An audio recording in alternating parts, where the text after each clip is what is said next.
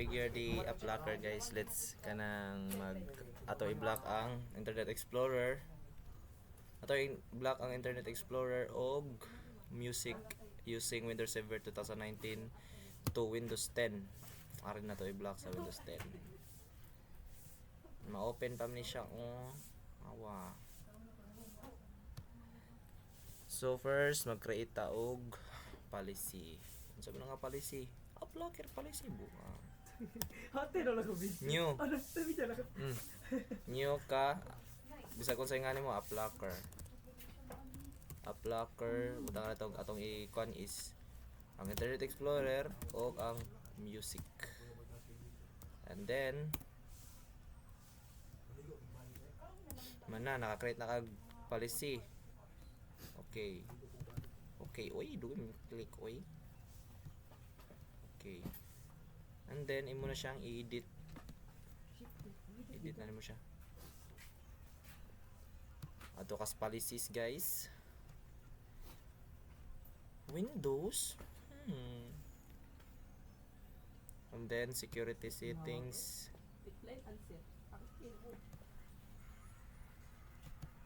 Security settings. Application control policies. Naipon na oy.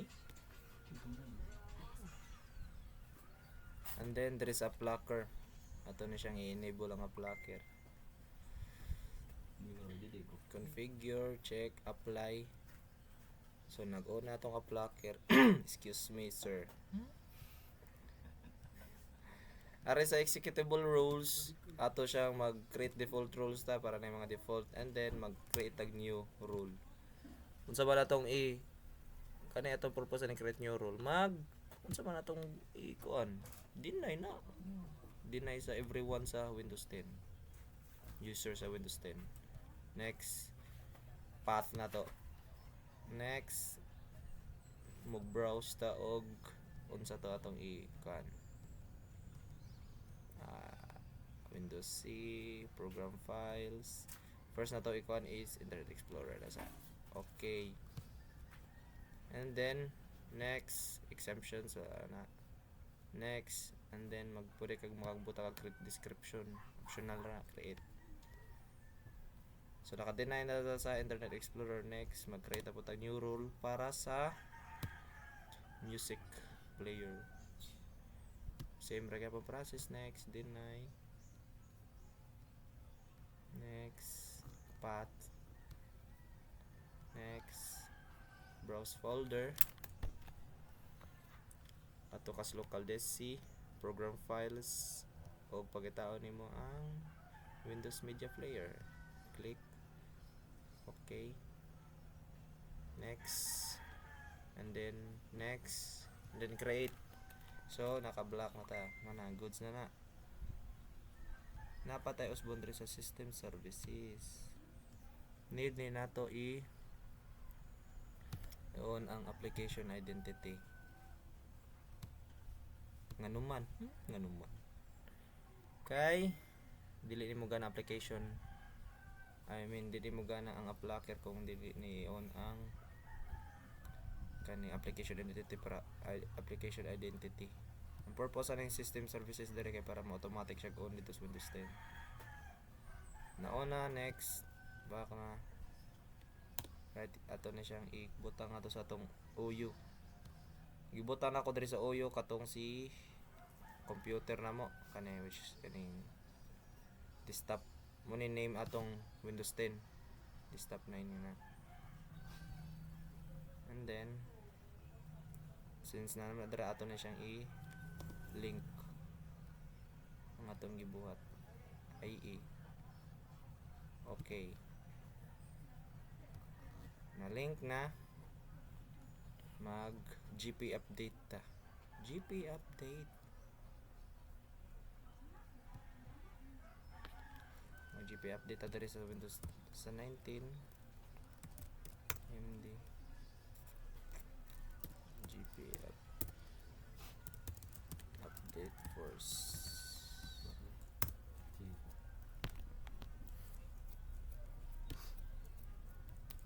Matay Install na ta na ha.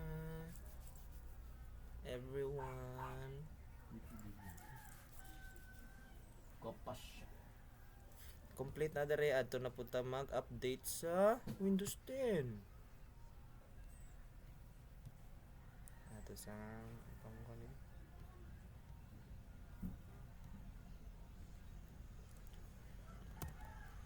Run cmd Kampo ka pala ng kalikasan, kuya. gp update Kaya sana. Medyo lag. force policy updating.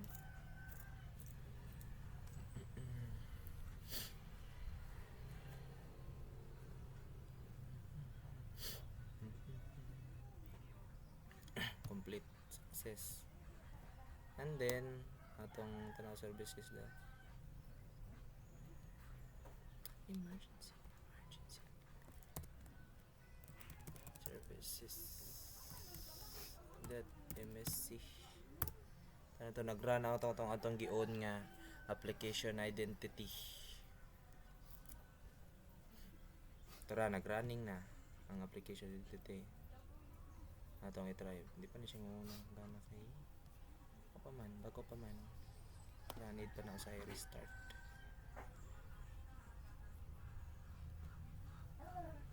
Tara pa-block na ang music o ato i-try sa Internet Explorer.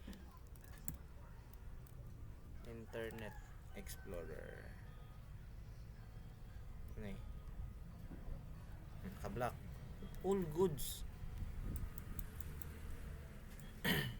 And then sa BitBlocker naka-BitLocker naman ta dire pero atong itanaw dire kung saon. First name mo buhaton is mo to ka sa server manager ari. And then mag-add rules ka, features.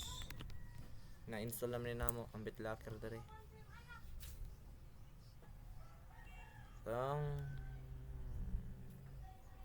Joke. Ara day sa features. Taon to naman BitLocker tani. Na-check naman kay na installed. Install naman. Since na-install naman na. And then once na-install na nimo dira, ato ka sa settings.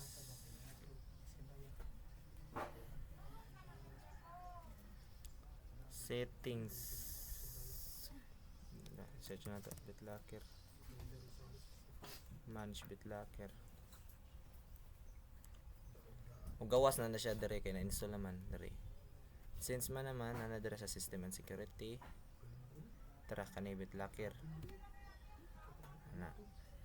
Since man naman na-on naman siya, so supposedly wala ni siya dire makita. Na ni siya i-turn on BitLocker. And then once i-turn on nimo mag-configure ka asa nga path, ibutang nimo ang katong key kanang recovery key. And then kung man nato nimo automatic na mo on ang BitLocker. Mo na siya na turn on ako siyang shutdown guys. Ako siyang restart na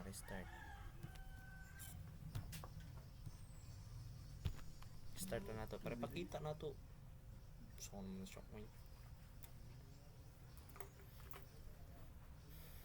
Para dali ato lang nang i-pendrive shutdown maybe. Shutdown ta namin Windows 10.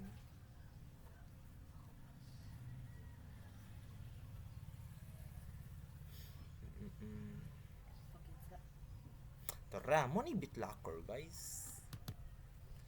Nakakuha ng BitLocker, so katong password na itong gibuhat sa BitLocker mo na enter na dayan. So na, all goods. So, there ta sa ating users. First, kay mag-add sa server manager din. Tools.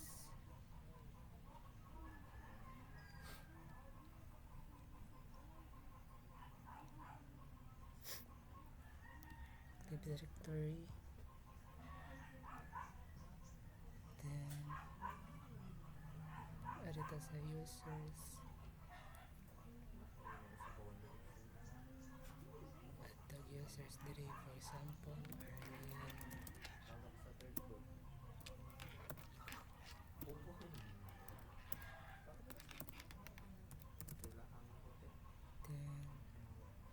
Uncle John.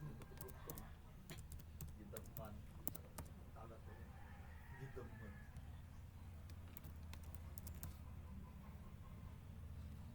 So next, mag-create tag password.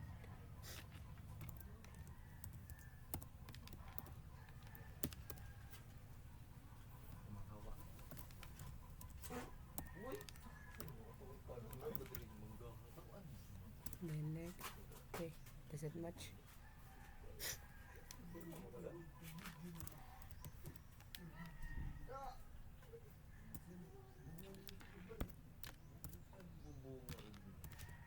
One, two, three.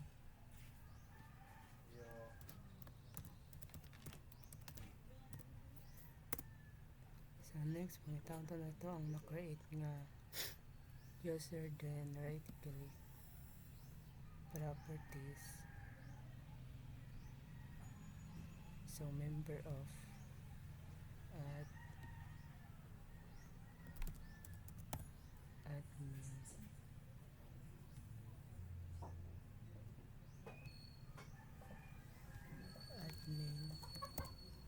check names, then nata sa local administrator, so apply.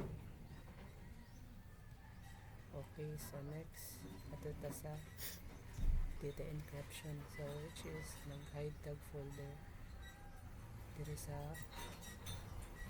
voice folder hider.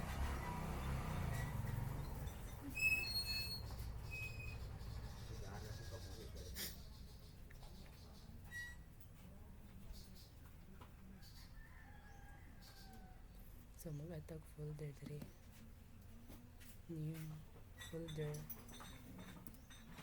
hide, then i-drag na nato siya diri.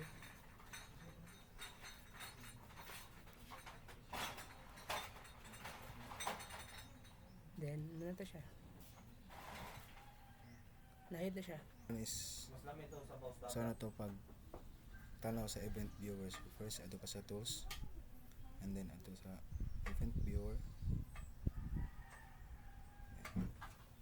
Sa event viewer is makita nimo ang mga sa ari ka sa custom views, mga ari ka sa administrative events, makita nimo critical error or warning events from all, and then double tap, and then makita nimo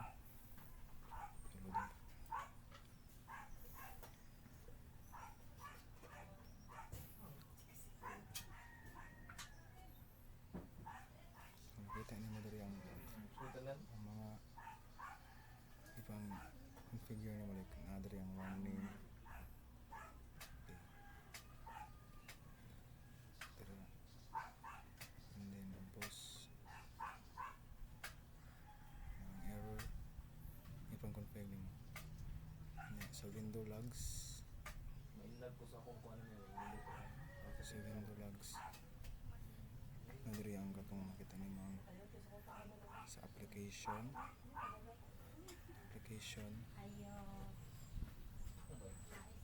Grabe usa pag ito ka. Information. Try ba?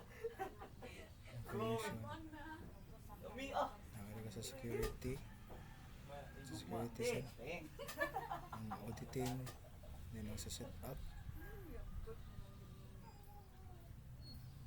ang information kaya po na system ay na makita ang mga records. So next is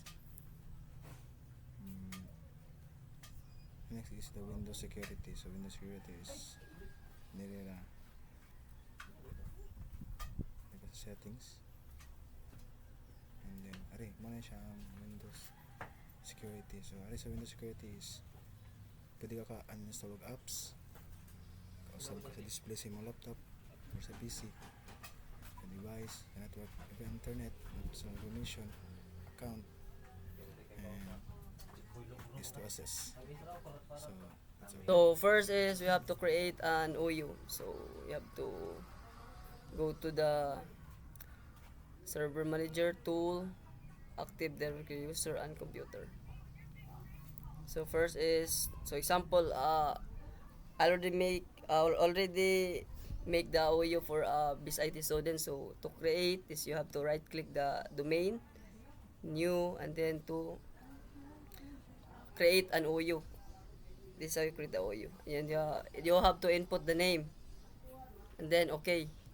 So next is I already created the list of a BIS IT student, which is this BIS IT 1A, 2A, 3A, and 3B and 3C. So to create a user, you have to for example my name, you have to create like my name Don Isko and then Rizzo. So I use my full name as a user login name. After that, you have to next and then your password. So the password is the first password will be your first letter of your first name, which is for example mine Don. Like my ID is 8200 680, and same as the confirm password, and then finish and then okay. So once the user have already created, so for example like this, after that is you have to right click and then properties, and we have to put login hours for the user. So we go to account and then login hours. So for example, this account will be only can access their account in 8 to 5, like example 8 a.m. to 5 p.m. So you have to click like drag and then click do log on permitted. So the user can log on to his account at 8 a.m. to 5 p.m. So and then okay, and then so the account is already done. So next is linking the GPU. So to link that, we have to go to the group policy management. So here, so to create a GPO, you have to right click the group policy object and then new, then GPO, what's the name? So we already have a GPO, which is the app locker, so this, and then we have to link it to the OU on the BIS IT students. So to do that, you have to right click and then linking existing GPU, which is the app locker. You have to click and then okay. So it's done. That's how to link the GPU. And then next is registry. To do the registry, you have to Control R, Windows R, and then type re-edit to go to the registry. So for example, you have to change something in the computer, which is for example in the regedit is the computer processor. So you have to click the local machine, then go to hardware description, and then central processor, and then click the 0. So you have here the processor name, so you can edit this. So for example, I have to edit this, so right click and then modify, change. So for example, the GPU, I will change this to GZH, and then the i5 to i10, and then okay.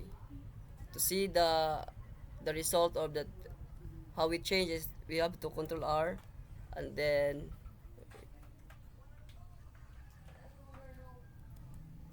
we have to Windows R and then type DixDiag to see the system information. So this is it, to use regedit to change the processor of your PC.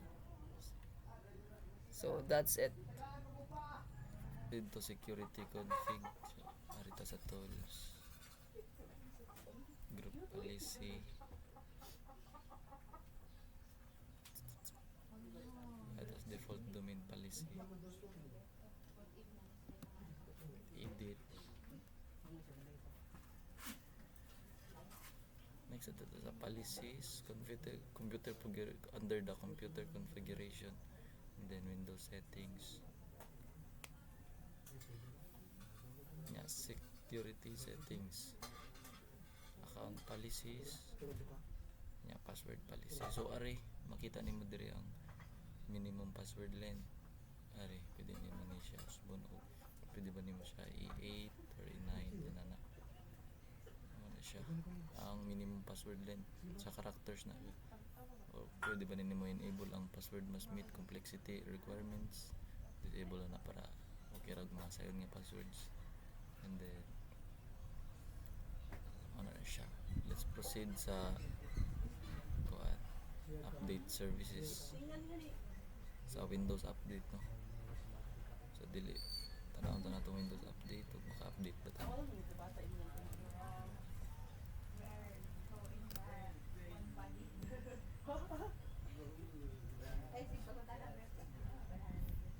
So di pa ta ka pa download or ka-install og mga features diri, no, kay mapamanta ka update sa iya awa ta kada ka-install sa ari sa software.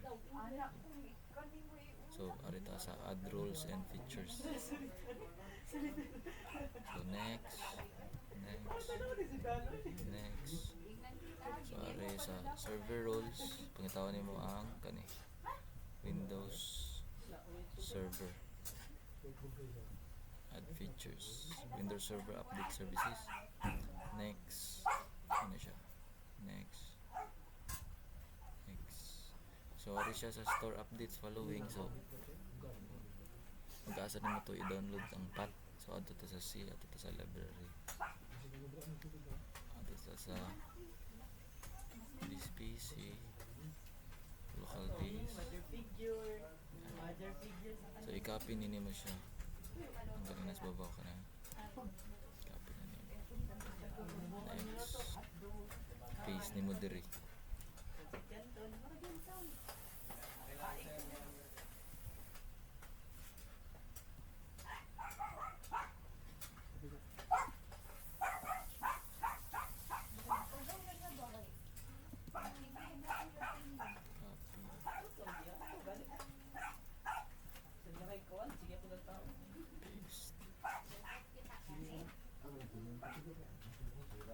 Na, ano siya.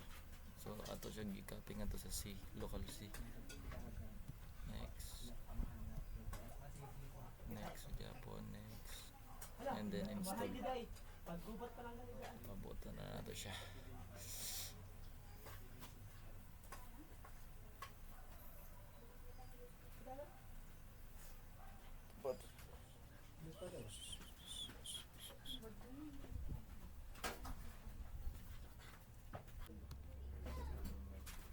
So now we're going to the security policies.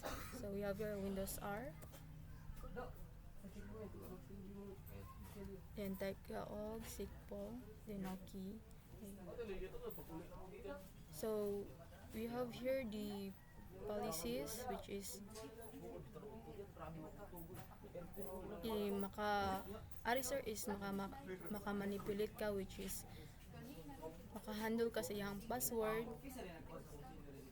Then next is the SCW auditing. So ari ka sa local policies, the audit policies. Right click, open. So here makita nimo siya ang iyang login events, then maka-change ka sa iyang policies, maka-tracking sa iyang process, then audit system events, so and so on. So now let's move on to we're going to increasing functional level. So in increasing functional level, most of God is a server manager. Then tools, then the Active Directory domains and trust.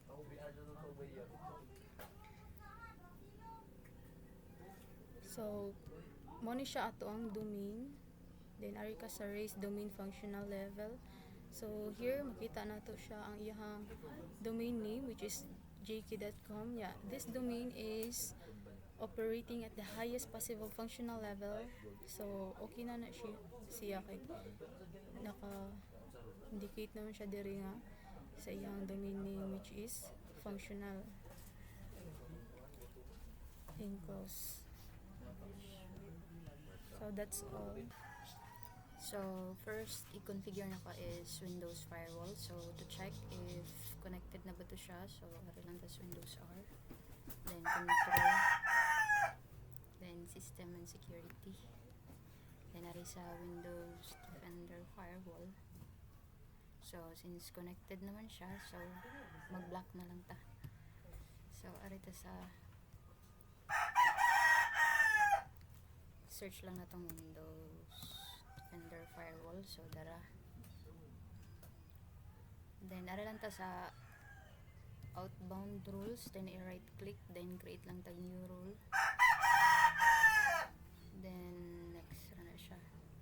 Then, type lang nimo kung siya specific nimo ni block. So, ito block is Facebook.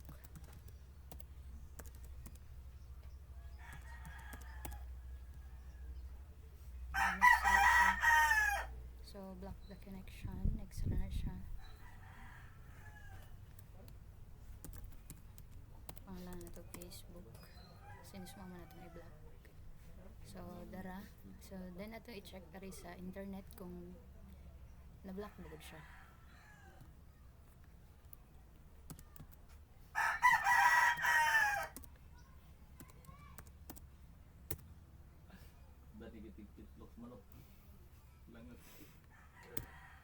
So, dara na-block na siya. So, next is Active Directory.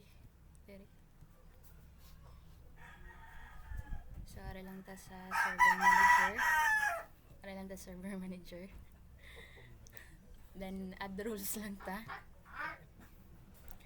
So, next lang ni nato siya kaya ato man i-install to siya dapat ang katong Active Directory. So, since na-install naman siya, so na-install naman siya.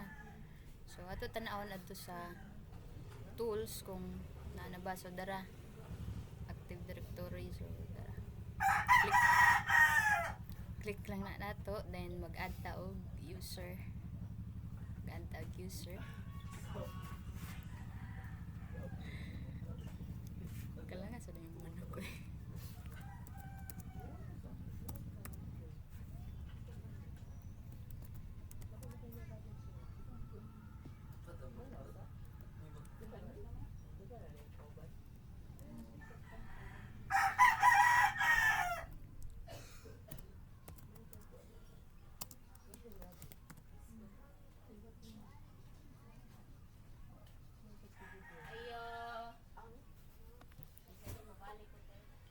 So, add lang ta og password.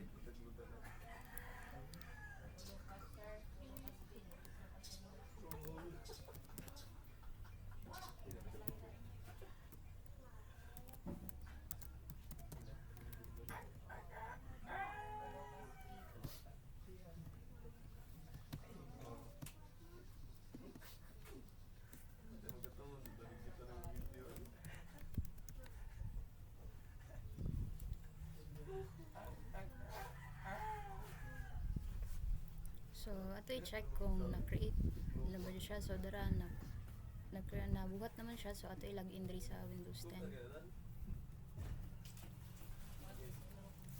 Katong gibuhat na to nga account.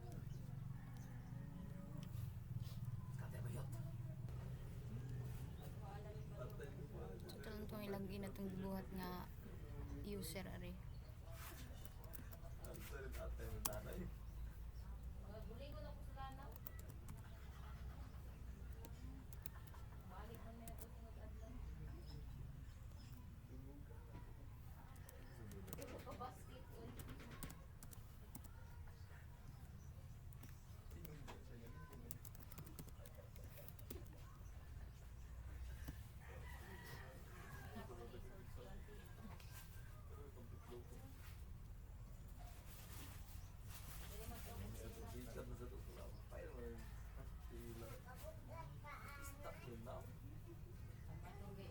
So, paabunto lang na itong malagi na siya.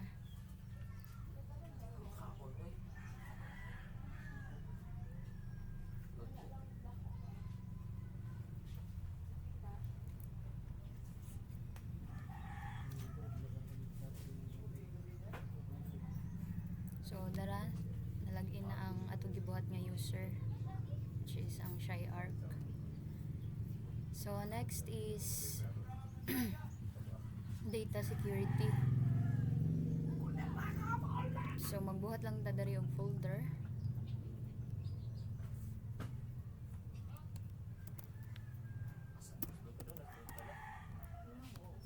Dayon, ito lang na siya i-right click. Rita sa properties, then narita sa security. Dayon, ari lang tas administrator, kakaning Jake. Dayon, i-check lang taning deny. Sa, maklaro. So, apply lang tana. Yes, dayon, okay. So, to check if nigana ba to siya. So, ato lang na i-delete. Try na to i-delete ang folder. So, delete siya mo-delete. Hindi na siya permission sa admin. So, that's all. Thank you.